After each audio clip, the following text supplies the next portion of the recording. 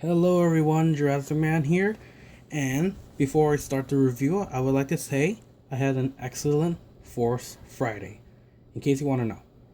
Now, I know that I've been looking up some stuff, and there's a lot of things that came out for Force Friday.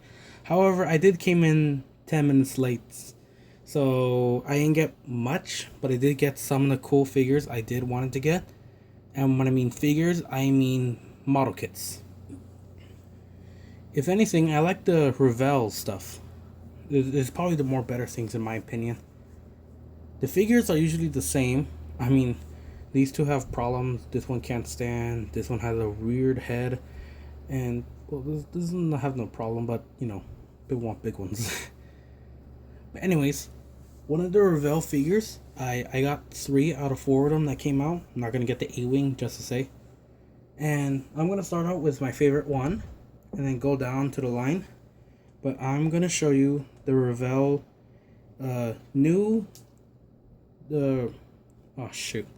I maybe should make a script for these things, but yeah. This is from the new Star Wars movie, episode 8, The Last Jedi, and it is the Revell AT-M6. And I gotta say, this one's really cool. Now, I ain't adding lighting because I think the darker coloration would add more effect. Now that I think about it, I think there's very little light into this. But I'm guessing you can see as well. I mean, all you need to know is that this guy is huge. Now, Revell always makes a good model kits. Last year, there was only 3, I think, and they weren't very good. There was none for the new TIE Fighter, so yeah, there's that. But they did came out with a lot more stuff than this year. And what they have brought us was this great model kit. Now these Snaptites are easy to build. Basically a child can do it. However, I would not recommend a child as I actually cut my hands. Bruised my hands a couple times trying to build this. I kind of have soft Play-Doh hands. I'm more keen to rubber and plastics that are better mold. But these guys are very excellent. They're very posable. And they have a good look and detail to them. Now, when I mean detail, I don't really mean great detail, as there are a lot of smooth spots. But this is a model kit for people who are beginners. And I'm definitely a beginner. I have never built a model kit. The only time I ever built one was the AT-AT one for Bandai.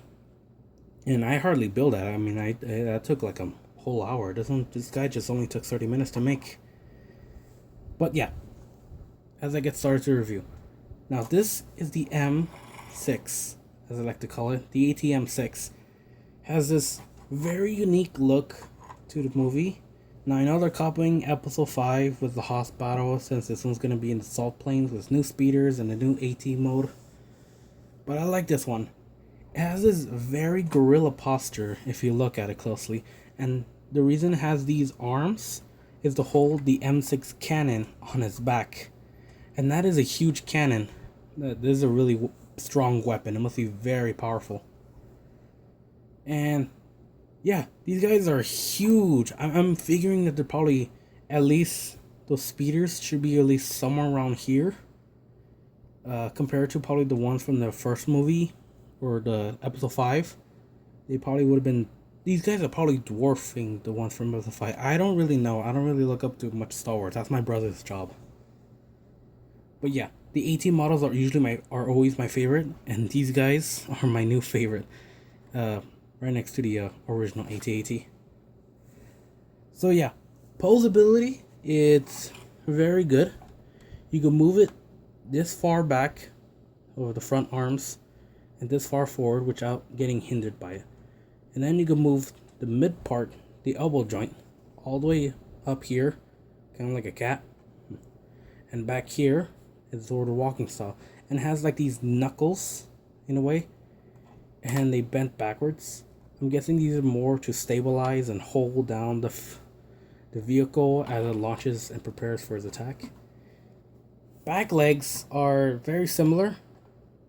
They go that far forward and they could go all the way back but get hindered by the body. The knee section goes this far, as it can't go much as this part of the body covers it, and it goes this much forward and doesn't go much.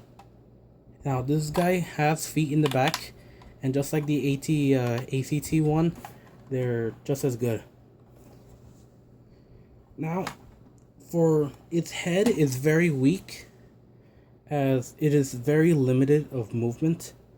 There's a huge gap, like right in the sides, but it can't even reach them most, because even the slightest push brings the head down, which is a bit of a disappointment in my book.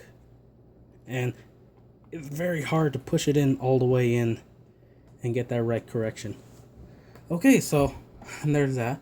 This guy does come in a dark gray metallic color, except for this red light up here. Usually the lights will be in the front, but since its main feature is the M6 cannon, and up here is the button. Now the button, once you press it, fires 2 sounds. I think I set it up right. So this should be the walking animation.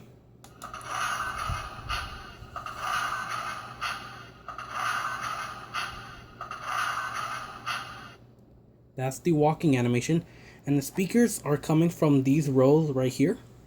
So they're not very loud compared to the other two I have. And this one is the M6 cannon in work while in the middle of a battle with TIE fighters and speeders in the background.